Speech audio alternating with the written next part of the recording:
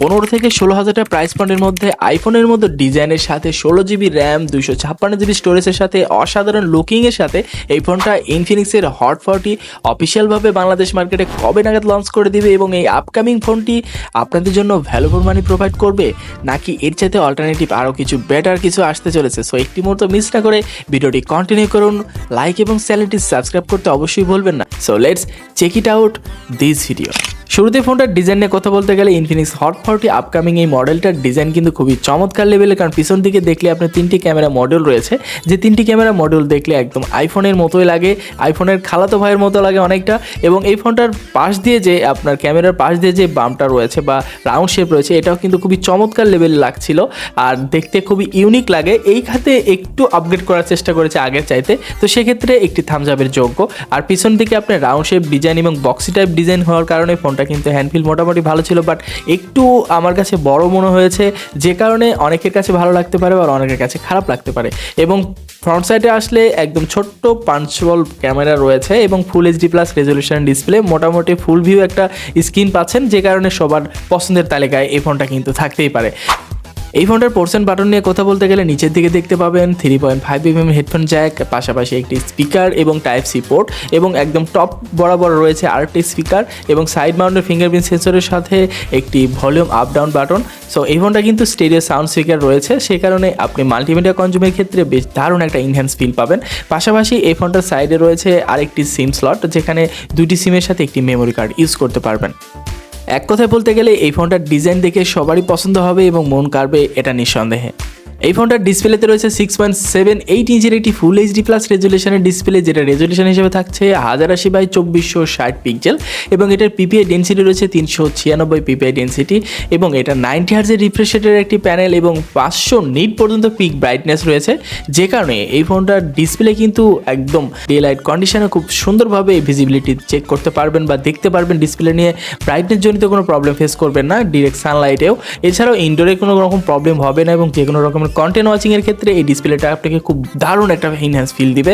এছাড়াও যে কোনো রকমের মাল্টিটাস্কিং করেন খুব সুন্দরভাবে মাল্টিটাস্কিং করতে পারবেন, কারণ পাঞ্চল ডিসপ্লে দেওয়া ছিল, যে কারণে চিন এবং বেজেলের এটা মোটামুটি এই বাজেটের মধ্যে অ্যাভারেজ ছিল যদি আপনি বাজেট ক্যাটাগরি চিন্তা করেন। বাট আপনি যদি চিন্তা করেন একদম লোয়ার বেজেলটা মোটামুটি বড়, সাইড বেজেলটাও মোটামুটি বড় এবং টপ বেজেলটাও ঠিকঠাক রয়েছে, তো মোটামুটি বেজেল রেঞ্জটাও মোটামুটি আমার কাছে অ্যাভারেজ কাতারে রাখা দরকার এবং রেজুলেশনের কোনো রকম ঘাটতি চোখে পড়বে না, যে কোনো রকম কন্টেন্ট ওয়াচিংয়ের ক্ষেত্রে কোনো রকম প্যারা খাবেন না ইনশাআল্লাহ।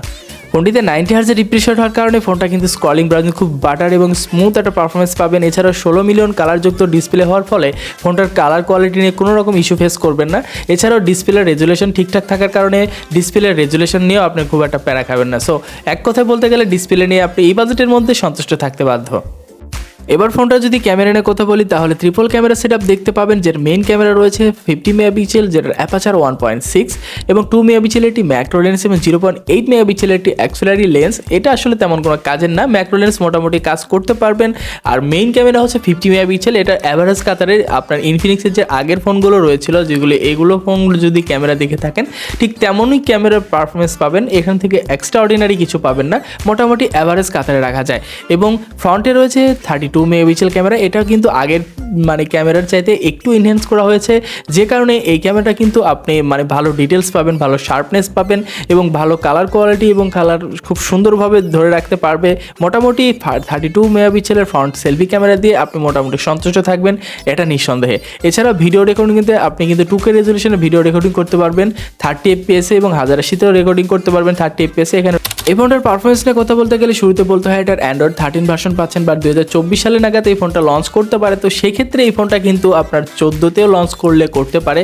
এবং ব্যাকএন্ডে রয়েছে XOS 13.5, এটাও মোটামুটি ক্লিন ধরতেই পারেন আবার নাও ধরতে পারেন, মোটামুটি অ্যাভারেজ কাতারের ডে বাই ডে ইনফিনিক্সের তাদের অপারেটিং সিস্টেম কিন্তু আপগ্রেড করার চেষ্টা করছে।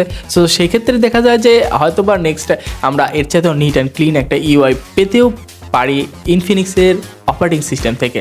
পাশাপাশি চিপসেট হিসেবে রয়েছে মিডিয়াটেকের হেলিও G88, যেটা একটা 12 ন্যানোমিটার আর্কিটেকচার বিল্ড করা একটি 2.0 গিগাহার্জের ওয়াক-টকার প্রসেসর, যা কিনা আপনাকে জিপিইউ হিসেবে মালি G52 MC2 থেকে প্রোভাইড করছে। এছাড়াও এই ফোনটা কিন্তু আপনি দুইটা ভেরিয়েন্টে পাবেন।